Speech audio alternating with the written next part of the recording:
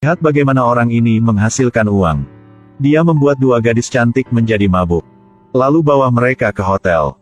Saat gadis cantik itu hendak memasuki ruangan. Detik berikutnya, pria itu muncul lagi. Duduk di mobil, makan makanan panggang. Selamat malam.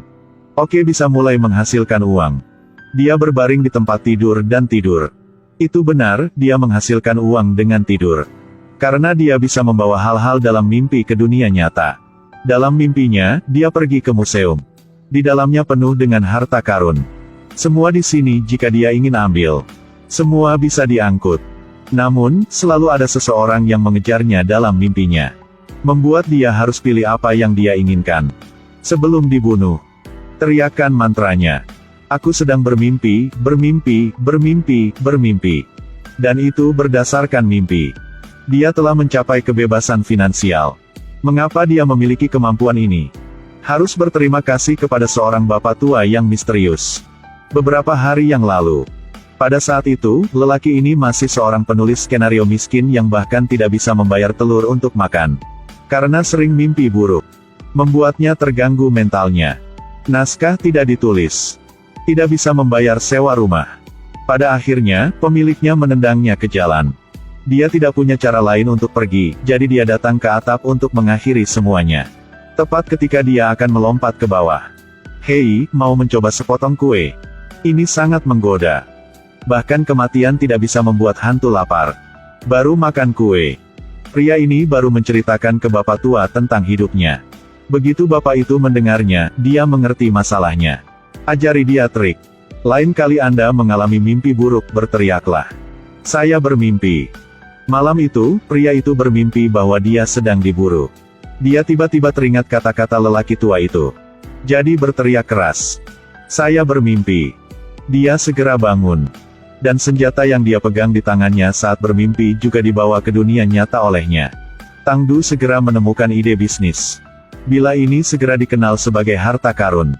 Dia berjalan-jalan di sekitar jalan antik. Benar-benar menebaknya. Semua orang di sini berjuang untuk membeli pisaunya. Akhirnya dia pergi ke pegadaian. Jual pisau seharga 2.000. Sejak saat itu, dia mulai mengubah hidupnya. Pria ini sedang memimpikannya mimpi yang indah. Dia pergi ke brankas bank. Dia dengan gila memasukkan uang ke dalam tasnya. Perasaan itu benar-benar bahagia. Pada saat ini, di belakangnya muncul hantu mimpi. Tang Du tidak peduli dengan luka di tubuhnya. Buru-buru merangkak dan terus memasukkan uang ke dalam tasnya. Tidak lama kemudian 2 kantong penuh terisi. Menendang hantu mimpi itu pergi. 2 kantong uang secara otomatis terbang ke tangannya. Bagaimanapun itu ada dalam mimpinya, tidak peduli seberapa keren dia ingin menjadi. Tapi detik berikutnya, Anda mungkin bergoyang kepala ya. Karena dia benar-benar bisa membawa uang dari mimpi ke dunia nyata. Rahasia ini hanya teman dekatnya Atan yang tahu. Dia hanya perlu mimpi. Atan yang bantu untuk tukar duit. Satu persatu, setiap rantai emas dibawa ke dunia nyata.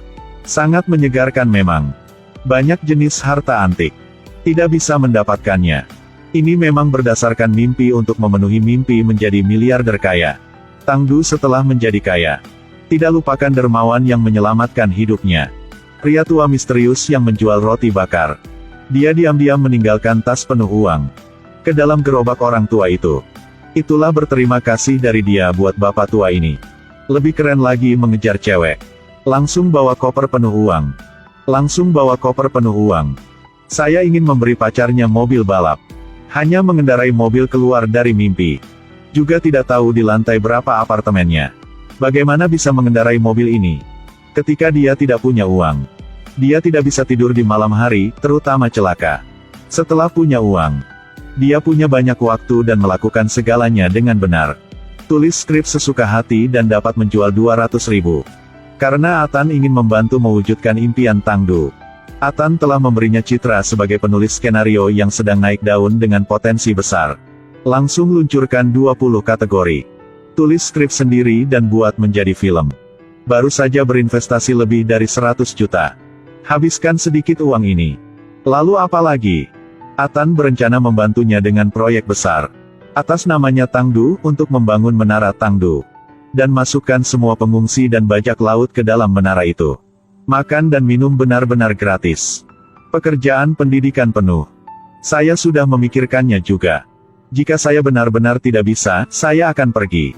Namun, membawa item dari mimpi ke dunia nyata juga memiliki efek samping. Hari itu dia merasa tidak nyaman di tubuhnya. Dia berjalan ke depan kaca dan melihatnya. Ada 2 bekas luka besar di tubuhnya. Dia tidak tahu apa yang terjadi padanya. Dia bahkan tidak berani membiarkan pacar mengetahuinya. Jadi aku menyelinap keluar. Hasilnya hari Senin. Dia telah diculik.